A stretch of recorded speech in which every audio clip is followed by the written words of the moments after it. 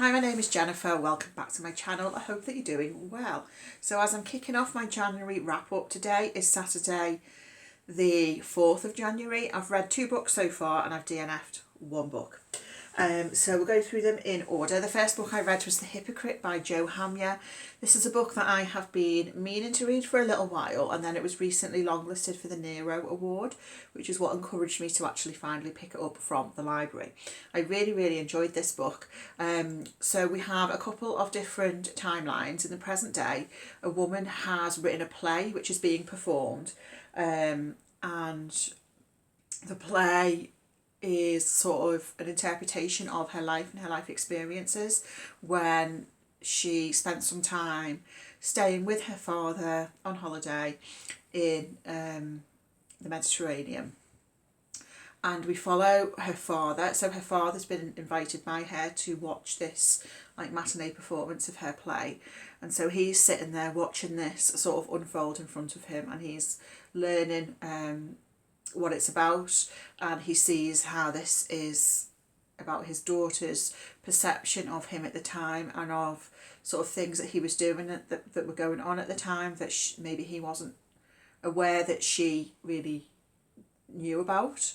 And then also in the present timeline we have the daughter herself having lunch with her mother. So her mother and father are separated, and so she's having lunch with her mother while her father's watching this performance, and they are discussing, you know, what he's going to think of this play, how he's going to react to it. And then we have a previous timeline which is back when the daughter was like a teenager and during this holiday that she spent with her father, and we learn about what happened then, things that she was doing that he wasn't aware of, things that he was doing that she kind of knew something about. I thought it was a really interesting exploration of that kind of sort of a generational divide. It looked at issues around gender, around I guess how maybe different generations find different things acceptable or not, and you know, I thought it was an interesting exploration of sort of differing perceptions of the same event through sort of a different generational lens. And I liked how the book didn't necessarily give the reader all the answers in terms of who's in the right, who's in the wrong. There is some sort of moral greyness within the story and within the characters. I thought it was a really good book. I can see why it's been nominated for the Nero Award.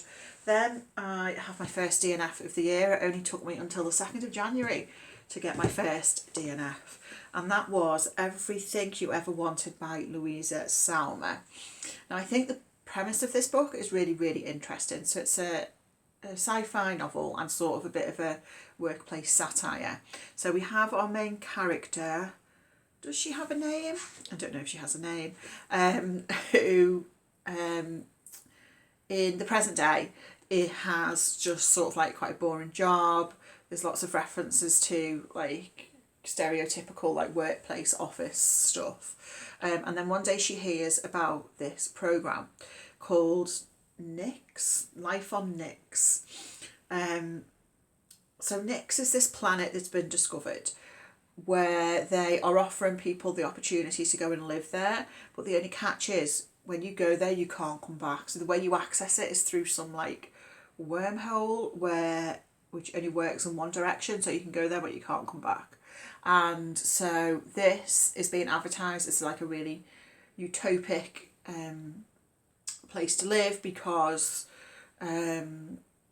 like there's no war. You aren't paid a salary, but everyone just like lives, has what they need. Everyone sort of works together within the community, growing what they need. I think it's like in a big dome sort of thing on this planet is how it's been set up. Anyway, the reason I DNF'd it, even though it does sound like a really interesting concept, I didn't make it very far in, was because there's quite a lot of talk of suicide in the book.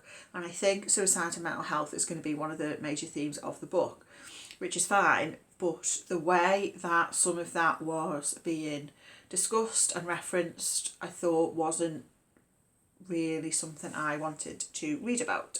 So that was the reason I DNF'd that one. And then I read this tiny little book. This is called Naïve Super by Erlend, who is a Norwegian author.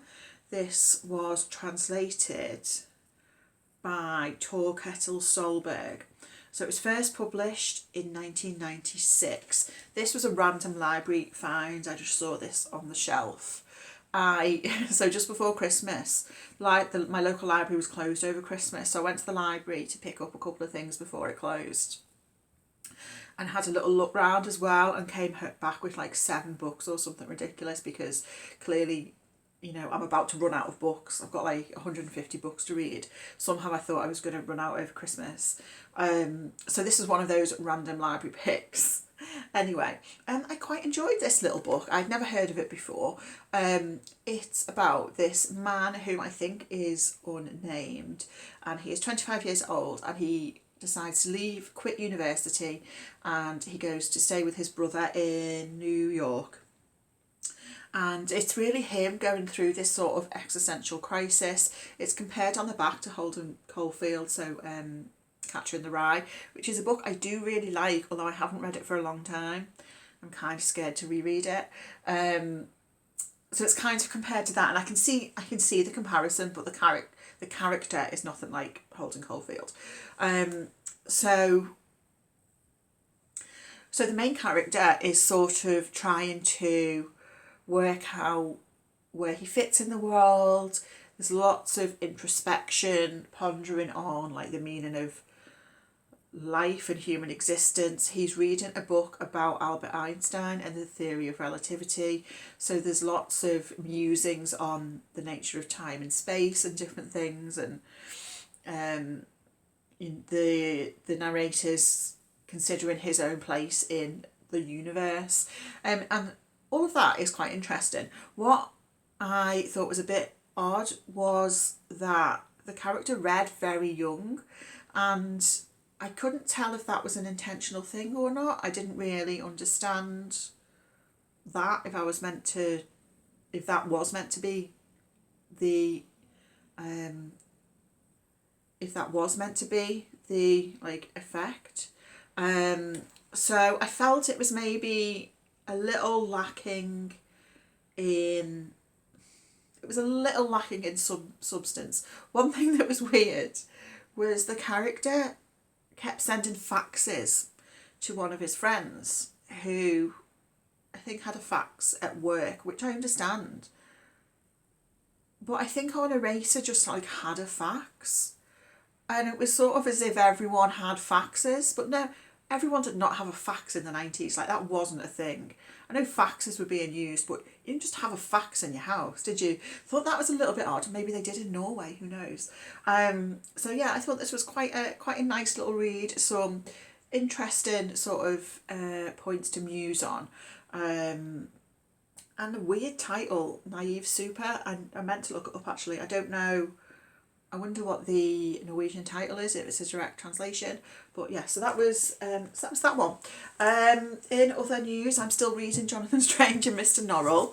I am about halfway through. I'm on page 510. It's going well. I'll talk about it properly when I've finished it, which, I mean, maybe in January, but may not be. And I have like so many library books out at the moment. I've got like 17 library books, which is ridiculous.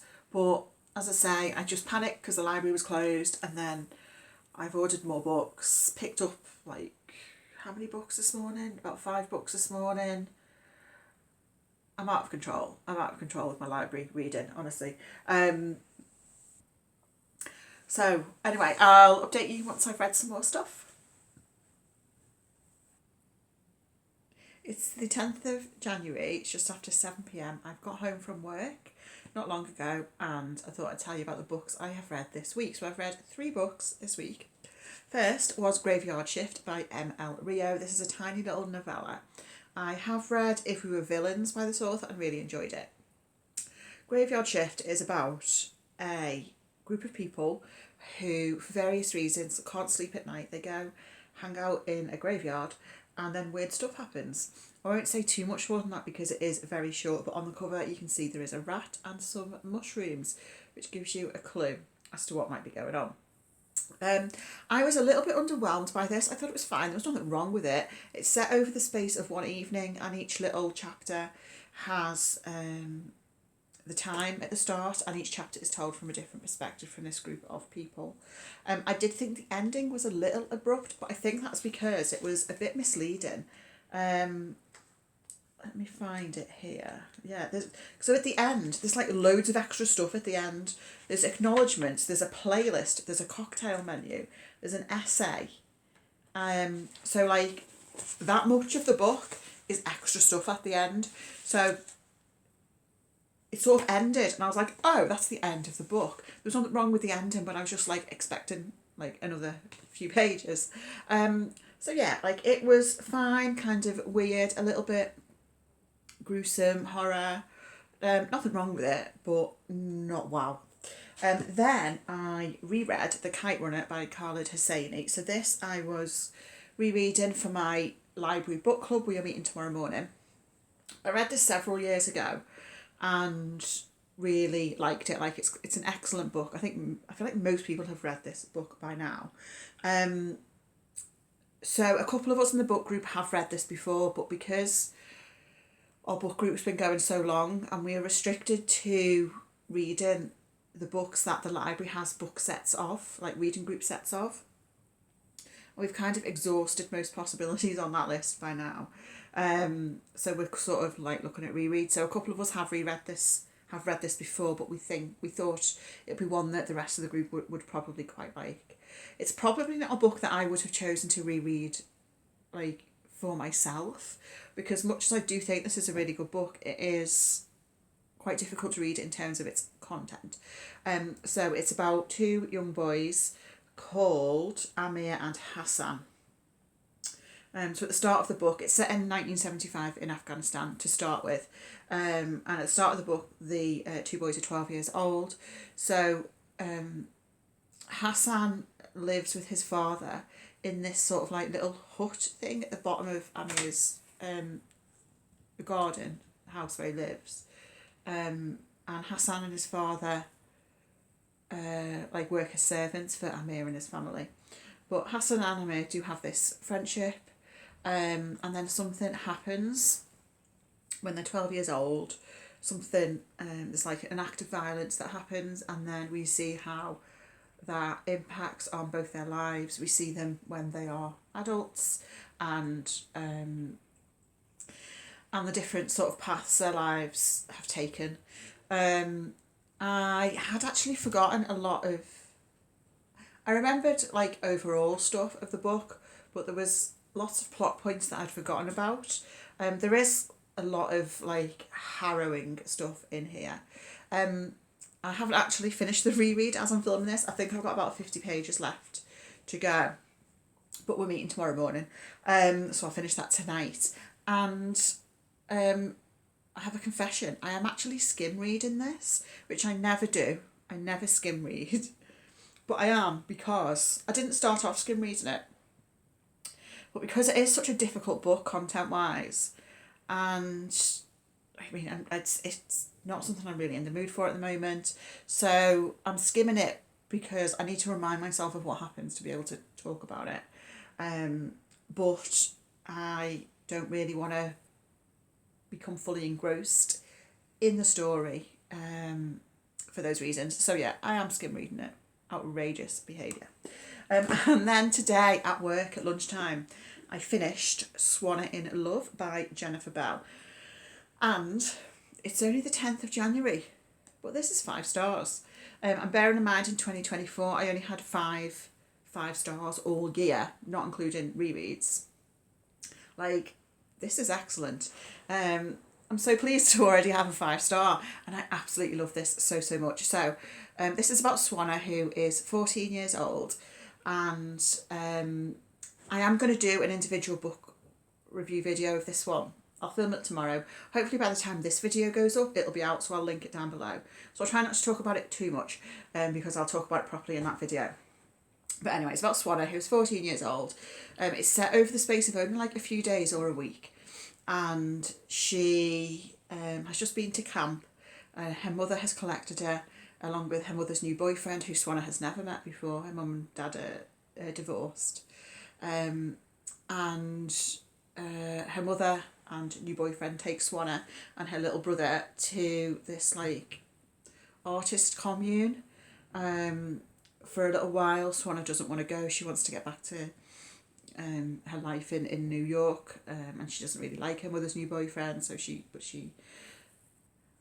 we see how Swanna is sort of, in her mind, you know, on the cusp of adulthood. She feels like she is, you know, very grown up. You know, she's 14 years old, but she's still a child. And then she starts this relationship with a man who's in his 30s. He's married. Clearly it's not a relationship because Swanna is a child. But I thought that was really well portrayed, and the way that Swanna sort of develops throughout the course of the book. Because, of course, as the reader, we can see, you know, how awful this man is, who's having this relationship with a 14-year-old child. But Swanna herself sort of like doesn't see that, and she is sort of romanticising it.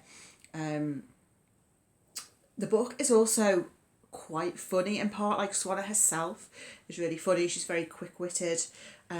She's a really, really interesting character. But as well as that, the book is really quite moving in terms of Swanna's journey. We see how she feels kind of abandoned and sort of in that gap between her mum and her dad who are separated. Her mum's like off with her new boyfriend, and Swanna just kind of, I think, is looking for someone to look after her, really, and that's how she ends up with this man. But yeah, it's an incredible read. I loved it. If you love sort of like coming of age stuff, yeah, I would highly recommend. And the book does reference at one point Catcher in the Rye, and I think was it in the last clip on this video that I mentioned Catcher in the Rye, because I was like, I'm sure I've talked about that very recently. And so it's made me think what I might do this year is reread Catcher in the Rye, because at one time I would have said it was one of my favourite books, but I don't think I've reread it for like maybe 20 odd years. So I'm feeling like maybe I want to reread it and see if my thoughts have changed. I'm worried that my thoughts have not changed and I'm still going to really like it. Then I'm going to have to tell people that, and then no one will like me. But I might run that risk because I am interested. But anyway, Swanna in Love is excellent, total 5-star. So as I say, it's Friday night. It's icy outside. This morning when I got in the car, it was minus 4.5 degrees, which is very cold. So other than book club, I don't have any plans. So I'm hoping to get lots of reading done, lots of booktube watching, because everyone's got all their best books out. I need to film my best books video tomorrow.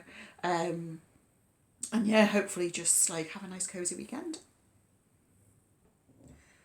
It's Sunday the 19th of January, I think. I've DNF'd 2 books this week and I have finished reading 2 books. So we'll start with the DNFs. Fake Accounts by Lauren Oyler is a book which I have wanted to read since it was first published a few years ago, but it was only recently that I saw it in the library, so I thought I would pick it up. I only read about 30 odd pages before DNFing. So this is about a woman who one day is going through her boyfriend's phone and discovers that he is secretly a conspiracy theorist. He has a huge following online, talking about all these conspiracy theories. The reason I DNF'd it was because it's very verbose. The sentences are very long and very wordy, and that is like part of the character, you know, our narrator and how she is. And there isn't necessarily anything wrong with that style of writing. And on another day, I might not have minded it so much, but I just wasn't in the mood for that style of writing, really. And it was interesting though when I recorded it on Storygraph, because it's got under a 3-star average rating on Storygraph, which is like really unusual. I think it's like 2.91 or something.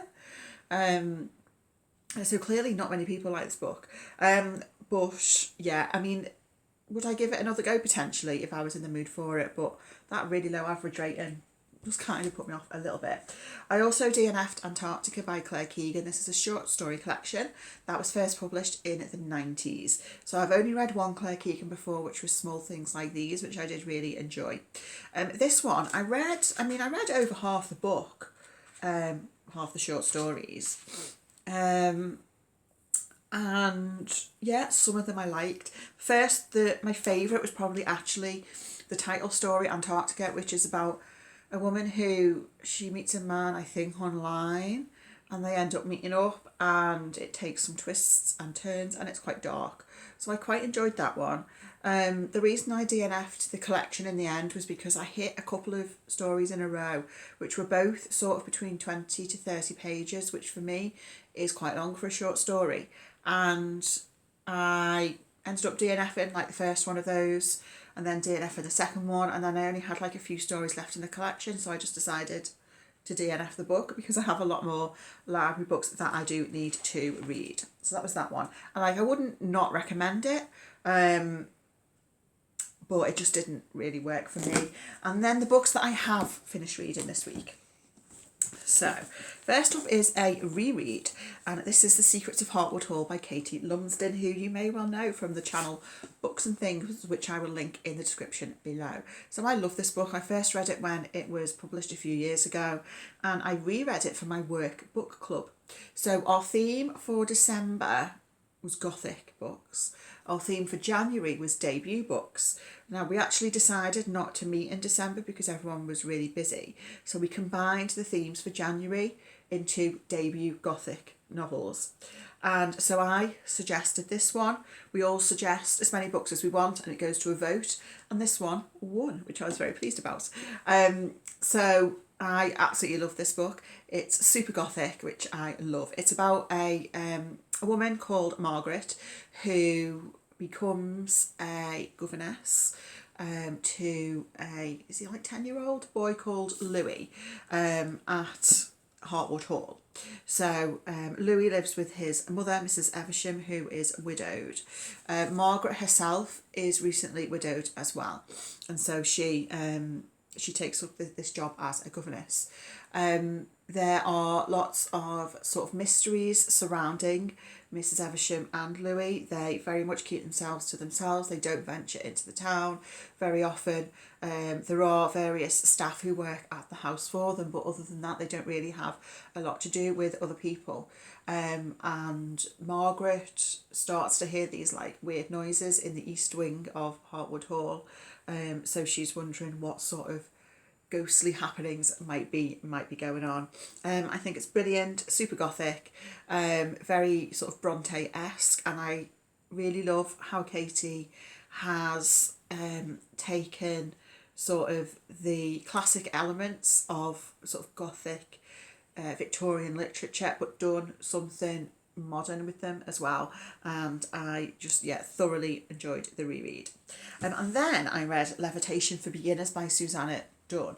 So this is or was on the Nero Award long list this year.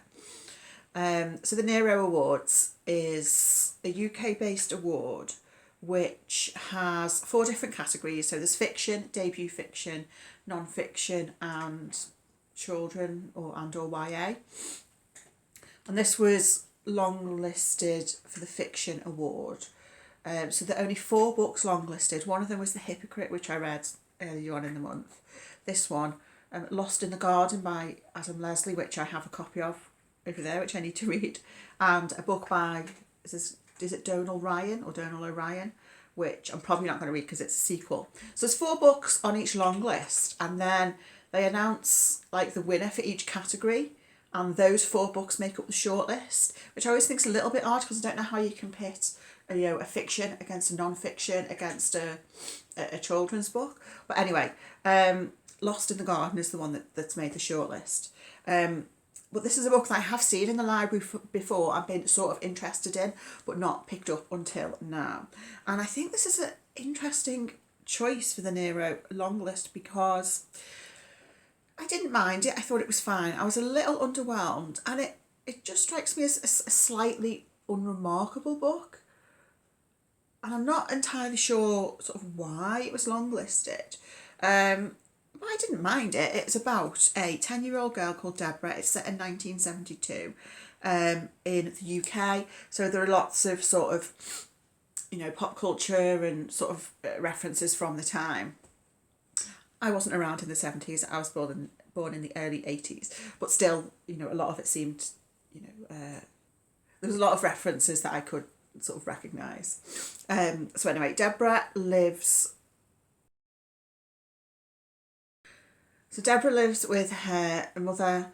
Her father is no longer with them, and there's quite a lot about sort of, you know, how Deborah feels about that, having not ever known her father, and what that means for sort of her own identity.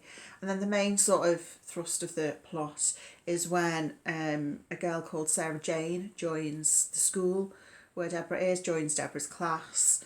And Sarah Jane is sort of quite worldly. She sort of professes to know sort of lots about sort of grown-up things and stuff like that, and Deborah and her classmates sort of idolise Sarah Jane a little bit.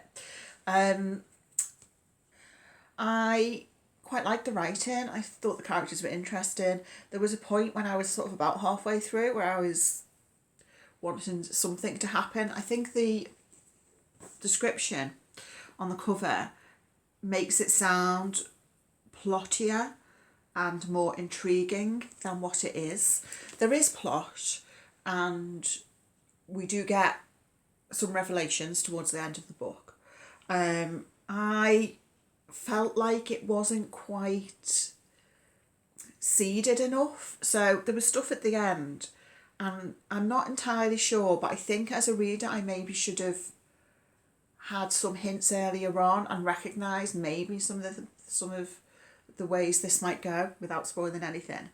So there's a chance it was just me missing stuff, but it didn't quite feel that the seeds were quite dropped appropriately, and it felt a little off pace as well in parts. I wouldn't not recommend it, but I do think it's a slightly unusual choice. Like, out of all the books, so the Nero Award, I believe, is for books that are published in the UK and Ireland by authors who live in the UK and Ireland.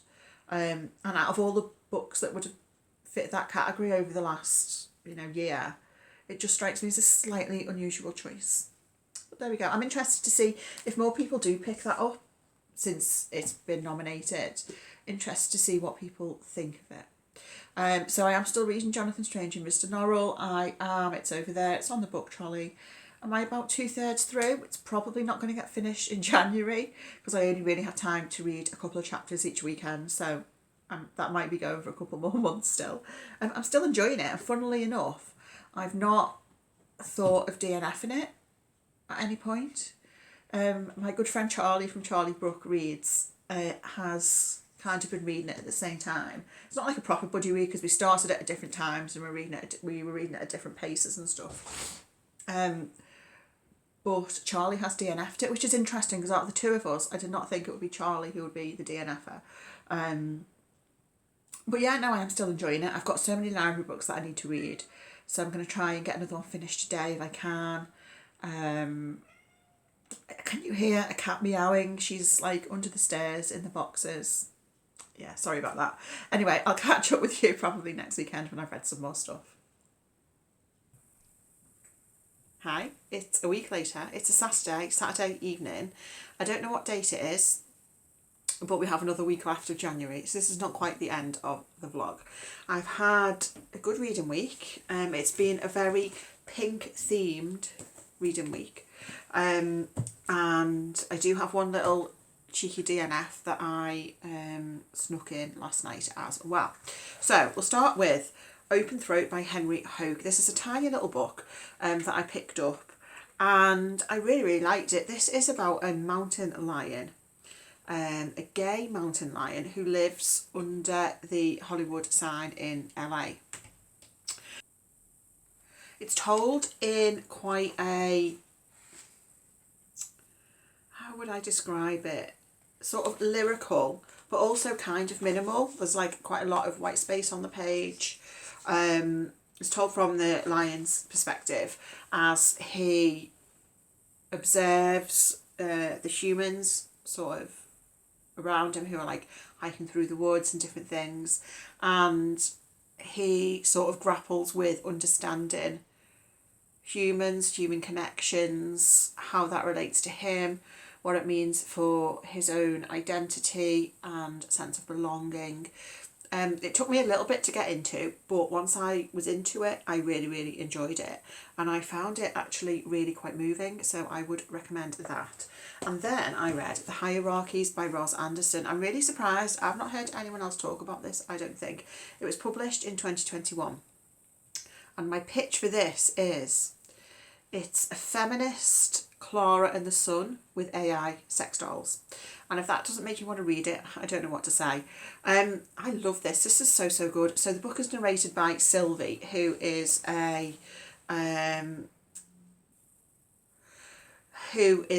humanoid pleasure doll. So the book is set sort of in the near future, and these dolls are a big business. They are all in the female form. There are no male sex dolls, and they are created, they are made to people's specifications, and in this near future this has sort of changed relations between men and women, marital relations between men and women, and sort of the nature of sex as well. So Sylvie is one of these dolls, and she's purchased by this man who she comes to refer to as my husband, and this husband has a human wife as well, and we follow Sylvie as she sort of observes the relationship between her husband and this other wife, as she comes to learn about her surroundings, to learn about humans, and sort of comes to discover sort of what that means for her as a sort of an AI robot. Sylvie has the capacity to learn. She can go into what's called absorb mode, which means that she can like take on a whole ton of information from reading loads of books and things, but as well as from reading from books and learning from that, she clearly is able to learn sort of about people, about relationships and different things from observing those around her, and coming to understand sort of her own, I'll call them feelings, because that is what they appear to be. So in a similar way to Clara and the Sun by Kazuo Ishiguro, the book explores sort of the line and where that line could be, and how you can never really define that line between at what point is a AI sort of robot like this, like Sylvie, who seemingly has very human qualities but is not human, and where is that sort of moral line there? It puts a sort of a feminist twist on that, because of the fact that these sort of humanoids are all like female sex dolls, and what that means, what it means for consent, because these men who have purchased these dolls are seemingly allowed and perfectly, able to do anything they want with them, because they are not human. I thought it was really, really brilliant and gripping. There is more of a plot to that, but I don't want to give anything away. I thoroughly enjoyed it. I thought Sylvie was a fascinating character, and I felt honestly very moved by this one as well. There was lots of great stuff, but there's one little sentence that I just wanted to highlight, because I was just like, that's a great sentence. And this is so Sylvie and another one of the dolls called Maisie, who were having a conversation and who were thinking about what it must be like to be a human woman. And one of them says to the other, how hard it must be to be a born woman, as in a human woman. Imagine playing a game where the main rule was that you had to lose every time. And I thought that was just a brilliant, brilliant line. Yeah, this was really, really excellent. Highly recommend. So good. Then we need to talk about Annuary. So I am participating in the Read Good challenge again this year. I did so last year. This is created by Ben Reads Good. I'll link his channel down below. And there's a prompt for every month. Annuary is a returning prompt from last year, and it is to read a book during January which is written by an Anne. Or this year I think it can like have an Anne in the title, or a character called Anne, something like that. Anyway, I didn't like Annuary last year because there's just not many books I want to read by authors called Anne. Last year I DNF'd Commonwealth by Anne Patchett, and then I managed to fulfil the prompt. I mean, I really stretched the prompt last year. So I said I completed it, but did I? So I happened to reread in January last year Misery by Stephen King. One of the main characters is called Annie, so I counted that for my Annuary read. I mean, it's very much stretching the rules. So anyway, Annuary was back this year, and I was like, there are no books by Anne I want to read. However, then I realised on my library holds that I'd frozen, I had not one but two books by Anne Cleeves. So I got this one out of the library. This is The Raging Storm. This is the third book in the Matthew Venn series, which follows Matthew Venn, who is a police detective, and it's set on the Devon coast. Is that right? I think that's right. I do like Anne Cleeves. I think she's a really good crime writer. I only read I made it to page 45 last night before deciding to DNF. And that's really just because I'm not in the mood for a police procedural right now. I don't think I read that many police procedurals as much as I used to. But I do like Anne Cleeves. She's an author who, when she brings a new book out, I do tend to get out of the library. But I'm really just not in the mood for this right now. So this one centres around this man. He's sort of a bit of a local celebrity and adventurer, and he comes into town staying at some like B&B, and then by the end of the first chapter his dead body is found on this boat. That's really as far as I got before deciding I'm not in the mood for it. This is one that I would go back to when I'm in the mood for it in future, but for now it's a DNF. It will go back to the library. So now I have the dilemma of only having 1 week left in January and no books by Anne's that I want to read. So what I did was I had a look on the Storygraph challenge. So Ben has set the Read Good challenge up on Storygraph. So you can go on and so for example I looked on January to see what books other people had added as the books they're going to read for Annuary. And there was an author who was on there, and I was like, okay, it's a different book that was on there, but this author was on there, and I thought this solves all my problems. And that author is Susanna Clarke. Now, does this count? I don't know. Her name is Susanna Clarke. Clearly someone else thinks it counts because they've put it on there. And actually I think there was like, in terms of other books that people had added, there was other like iterations of Anne or Anna within someone's name, like a Marianne and different things. So I'm thinking this counts. Let me know if you think this counts. Whatever you say, I am going to count it. So this obviously is Jonathan Strange and Mr. Norrell. If you've been following me, you may know I'm still reading this. I think I've mentioned it in this video. I've only got about 300 to 350 pages left, so I'm not far off finishing it. Will I finish it in January? I don't know. Even if I finish it in the start of Feb, I'm going to count it for Annuary because I spent all of January reading it. So I'm not sure whether to, because what I've been doing is reading this really kind of at the weekend and reading other stuff in the week because it's quite physically onerous. But I'm tempted to focus on trying to finish that this week so I can get it finished. And I should have more reading time this week because The Traitors has finished, sadly. Although she says that the US Traitors has now dropped. So I'm going to be watching that. But yeah, I'm going to try and finish this, I think, this week. So stay tuned to see if I manage to finish it by the end of the month. It's now Sunday the 2nd of February. I meant to film this yesterday, but I had a nap instead. So last week was really a week of DNFing. I've DNF'd 2 books for definite. One is a maybe DNF. I will show you what I'm reading at the moment, which I am really enjoying.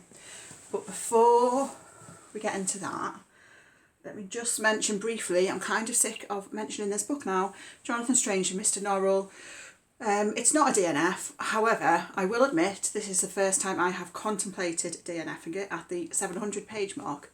I said I was going to try and dedicate last week to reading this. That didn't happen. I read a couple of chapters last weekend. And honestly, even when I'm just sitting on the couch reading this book, after 2 chapters, it becomes an absolute pain to like physically read from this book because it's just too big. Books should not be this long. So I do still want to finish it, but I'm reading it very, very slowly. On to the DNFs. So first one is a bit of a surprising DNF. This is I Died at Fallow Hall by Bonnie Burke-Patel. So the lovely Ben over at Ben Reads Good passed this copy on to me. Thank you, Ben. It's a book that I have been really keen to read since it was published last year. It really just sounded like my kind of thing. I DNF'd it just under the 100 page mark, and it is quite short. It's only about sort of 250 pages.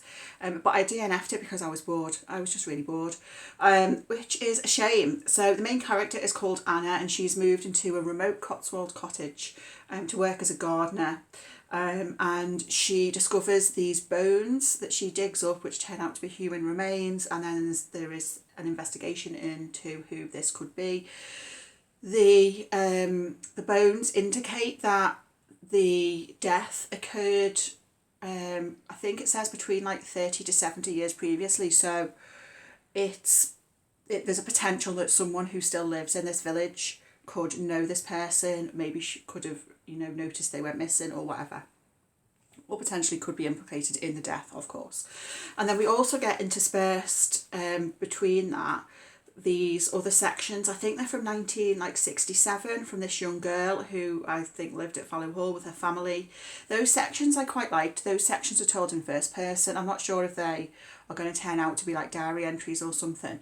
Anna's section are told in third person, and I far prefer first person to third person.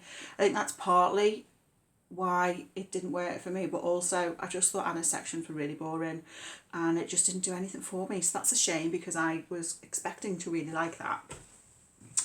Another DNF was Cabin Fever by Alex Dahl. This is a sort of a psychological thriller. I can't remember where I heard about this because it was published a few years ago, but I definitely heard someone mention it at some point. So we're following Christina, who is a therapist, and one of her clients called Leah. So Leah fails to turn up to one of the therapy appointments, and Christina is worried about her and ends up going to this cabin in the woods where I think which Leah owns, and I don't know what happens then because I didn't get to that point. There was nothing wrong with it as such, but it just wasn't grabbing me, and I was feeling like it was maybe skirting on the edges of just conversations that I just wasn't in the mood to listen to, if that makes sense. My maybe DNF, and if I do DNF this, it's going to be, I think, a DNF for now, because this book requires quite a lot of concentration that I don't have at the moment. This is Flights by Olga Tokarczuk. This is translated from Polish by Jennifer Croft. So Drive Your Plough Over the Bones of the Dead was my favourite book that I read last year, so I wanted to read more by Olga Tokarczuk, and Flights, I knew going into it was going to be very, very different to Drive Your Plough, and I wasn't sure if Flights was going to be for me. And I don't dislike it at all. I'm on page 132. I do think it's excellent, but it's unusual. It's not like any novel I've read before, and it does, as I say, require a little bit of brain power.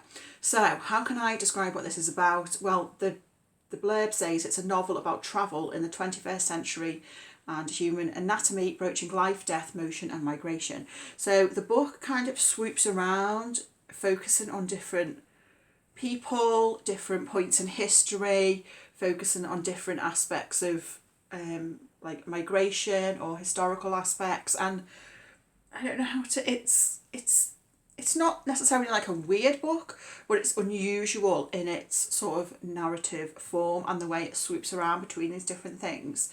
So I haven't quite decided if I'm going to DNF it. If I do, it's one I would like to go back to at some point. This is a library book, so I'll probably have to take this back in a couple of weeks' time. So yeah, a potential DNF, not too sure. And then, what am I reading at the moment? So I thought I'd show you what I'm reading at the moment. I'm less than halfway through. So after all these DNFs, I was like looking at my shelves and I was like, there is nothing I want to read, which is really unusual for me. And I was like, okay, do I want to reread something? There was nothing I particularly wanted to reread. But fortunately, I got this book at the library just before Christmas when I had my panic at the library because it was going to be closed for a week and got like too many books out. And this was one of them. This is Birds of a Feather by Jacqueline Winspear. And this is just perfect for me. This is exactly what I need right now. This is the second book in the Maisie Dobbs series, which follows Maisie Dobbs, who works as a private investigator. There are 18 books in the series in total. The first book is set during the First World War, and I think the series leads up to and potentially a bit beyond the Second World War. And I just really like these books. In this one, Maisie Dobbs has been asked to locate this young woman who has gone missing. She's been asked by her father to find where she is. And we have also had a suspicious death take place as well. I like them because I think the historical setting is done well, the characters are well drawn, and they're just really easy reading, and just quite comforting reads as well. So I am really enjoying this one. As I say, I'm only up to page 124, but very much enjoying that. So I'll talk about that properly in February's wrap up. So that's everything for January. I feel like this vlog is potentially quite long, so if you've made it to the end, then leave me a bird emoji, any bird you like. Thank you so much for watching. I really appreciate everyone that watches my videos. I hope that you are doing well, and I'll speak to you again very soon. Bye.